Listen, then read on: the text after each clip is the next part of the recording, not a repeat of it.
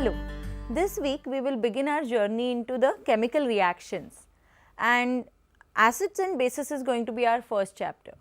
Now, we are not going to talk about a particular functional group in this chapter, but we are going to look at the whole spectrum of organic compounds and their acidity and basicity. Why I feel acids and bases is one of the most important chapters of all the chapters you will probably see is that the understanding of the acidity and basicity of molecules is so important.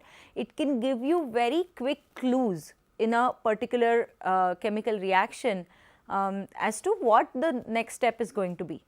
More often acid base reactions are the fastest reactions in organic chemistry, and they also drive the reaction mechanism forward. So, protons exchange is going to be a very important step in most of the reaction mechanisms that we will see. And you will see that depending on the functional group and its acidity, a lot of its reactivity is determined.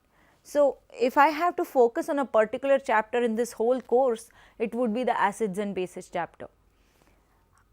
Understanding the values of pKa and how they correlate to the structure also becomes important, because you can use this same pKa values to determine which is going to function as a better leaving group. You can use the same pKa values to determine what molecule will be a better nucleophile and so on. So, not just for acidity and basicity, for other reactions also these pKa values help you a lot.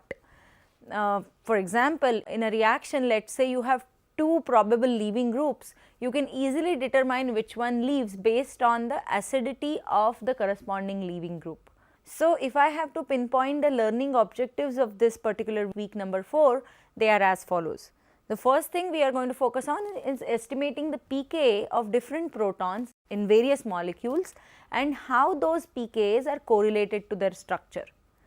The second thing is determining the K equilibrium of a chemical reaction. So, given a chemical reaction involving organic compounds, you should be able to write down what is the K equilibrium, what is the rate at which this reaction is going to happen.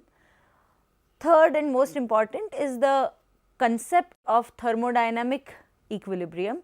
So, it also talks about which one of the products or the reactant is favored in a chemical reaction, such that if a chemical reaction happens, does it go towards the product formation, or do the reactants just sit around in the flask without reacting with each other. So, things like that are going to be very important in this particular chapter.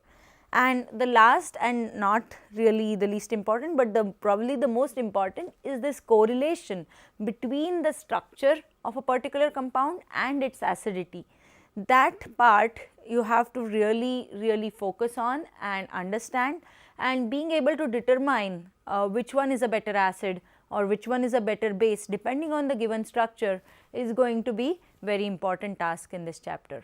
So, let us begin our journey in acids and bases.